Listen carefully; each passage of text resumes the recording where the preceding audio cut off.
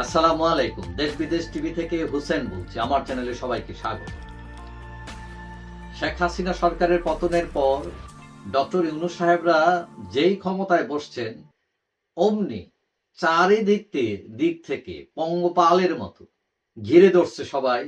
এইটা চাই, ওইটা চাই, ওইটা মানি না, রাজপথ দখল, একটা হুলস্থুল কাণ্ড বসে গেছে। এবং এইটা শুরু হয়েছে একদম ইউনূস সাহেবের যে সরকার, তার প্রশাসন থেকে। এরা কেউ কেউ এসে বলতেছে, আরে আমরা বঞ্চিত ছিলাম, আওয়ামী লীগ আমাদেরকে প্রমোশন দেয় নাই, আমাদেরকে ওএসডি করে রাখছে, ইত্যাদি ইত্যাদি। কেউ প্রমোশন পাইছে, এখন কেউ আবার ডাবল প্রমোশন, কেউ আবার একদম ডেপুটি সেক্রেটারি থেকে ডাইরেক্ট সেক্রেটারি হয়ে যেতে চাইতেছে। মানে হুলুস্থুল একটা কাজ কারবার। তারপর যখন ক্ষমতায় বসলেন ইউনূস সাহেবেরা, দেখলাম আমরা আনসাররা ঘেরাও করে ফেললো তাদেরকে, মানে মুক্ত করার জন্য। সেখানে ছাত্ররা গেছে, আবার ছাত্রদেরকে উদ্ধার করার জন্য আর্মি আনা লাগছে। আনসারের অনেক দাবি ছিল, এবং পরে দেখা গেল তাদেরকে অনেকগুলো ধইরা টইরা জেলে নিয়ে ঢুকানো লাগছে। তারপরে শিক্ষকদের আন্দোলন। তারপরে আমরা দেখলাম এই যে পলিটেকনিক্যাল কলেজ যে সাথে টেক্সটাইল কলেজের মারামারি, তারপরে এই যে রাস্তা দখল, তারপর গার্মেন্টস, মানে তাদের দাবি দেওয়া নিয়ে একদম হুলস্থুল ব্যাপার। অনেক গার্মেন্টস বন্ধ হয়ে গেল। তো সরকার বিভিন্ন ধরনের একটা ব্যালেন্স করার চেষ্টা করেছে, যে তাদেরও যে ন্যায্য পাওনা এবং মালিকের যে অধিকার, এগুলো যাতে ঠিক থাকে। আবার আমরা গতকাল দেখলাম মাহবুবুর রহমান মোল্লা কলেজ, তারপর নজরুল ইসলাম কলেজ, তারপর সরওয়ার্দী কলেজ, এইগুলোর মধ্যে মারামারি হাঙ্গামা। হ্যাঁ, তারপরে সেখানে প্রচুর ক্ষয়ক্ষতি হয়েছে। তারপরে তার 2 দিন আগে দেখলাম দৈনিক প্রথম আলোর অফিসের সামনে গরু জবাই করে জিয়াফত খাওয়ার আয়োজন করা হয়েছে, এবং প্রথম আলোর অফিসে অ্যাটাক করা হয়েছে। এটা নাকি শুদ্ধিকরণ। তো এই যে প্রটেস্টের বিভিন্ন নমুনা, আমরা একটা গরু নিয়ে জিয়াফত জবাই করে, মানে এটা তো একটা অভিনব ব্যাপার। এখন এই যে কণ্ঠরোধ, যেটার জন্য এত চিল্লানো, আওয়ামী লীগ কণ্ঠরোধ করে রাখছিল, এখন দেখা যায় যে এই যে সাংবাদিক যারা আসছে, মিডিয়া, এরা ভয়ে আছে, চারিদিক থেকে আক্রমণ।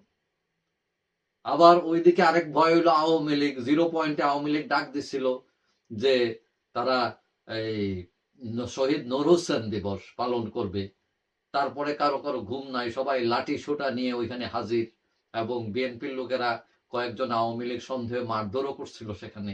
তারপরে জাপা অফিসে আগুন দিছে, ভাঙচুর করছে, কারণ এরা স্বৈরাচারের দালাল এইসব। এখন আবার শুরু হয়েছে যে ইসকন, যে হিন্দু নেতা চিন্ময় গ্রেফতার নিয়ে, তারপরে সেখানে একজন আইনজীবীকে মেরে ফেলা হলো। এখন এখানে হিন্দু মুসলিম একটা দাঙ্গা বাঁধানোর চেষ্টা করা হচ্ছে। এখন এই সরকার এগুলো সামলাবে, নাকি সংস্কার করবে, না নির্বাচনের দেখে যাবে? এদিকে রাস্তায় যানজট, যে যখন ইচ্ছা এসা দখল করে শুরু করে দিতেছে তাদের আন্দোলন। ওই যে ব্যাটারি চালিত রিক্সা, আবার প্যাডেল চালিত রিক্সা, তাদের বিরোধ। মাঝখানে কেউ কেউ বলতেছে অমুক কোম্পানি আমদানি করতেছে, তারটা চালু করার জন্য এই ষড়যন্ত্র। শুধু এইটা না, ওই যে আমাদের সচিব থেকে শুরু করে বুয়ারা, কাজের বুয়া যারা বাসা বাড়িতে কাজ করে, তারাও সমাবেশ করছে। তারা সমাবেশ করে তারা দাবি তুলছে তাদেরকে বুয়া বলা যাবে না, তাদেরকে শ্রদ্ধা দিতে হবে। তাদের ছুটি দেয় না, ছুটি দিতে হবে মালিকদেরকে। তারা বলছে তাদেরকে বুয়া কেন বলবে, তাদেরকে আপা বলতে পারে, খালা বলতে পারে, এবং তাদেরকে অসম্মান করা হচ্ছে। এখন এত এত আন্দোলন, রাজপথ দখল, মানুষ চলাফেরা করতে পারে না, এমনিই যানজট। এখন কেউ কেউ বলছেন যে এই অবস্থা, সিরিয়াস অবস্থা, একটা অ্যাপস বানাইলে ভালো হয়। তাতে আমরা আগেই দেখে নিলাম কোথায় কার কোন জায়গায় দাবি, কোথায় সমাবেশ, কোথায় পথ রোধ করে থাকবে। তাহলে আমরা সেইভাবে হয়তো চলাফেরা করলাম। এখন সাধারণ মানুষ আসলে আতঙ্কিত যে কি হচ্ছে দেশে।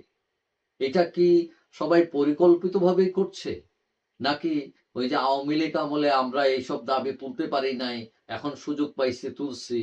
কিন্তু এইটাও বুঝতে হবে যে এই যে সরকার, একটা নতুন সরকার, তার সীমাবদ্ধতা আছে, এবং চাইলেই সব দাবি সম্ভব না পূরণ করা।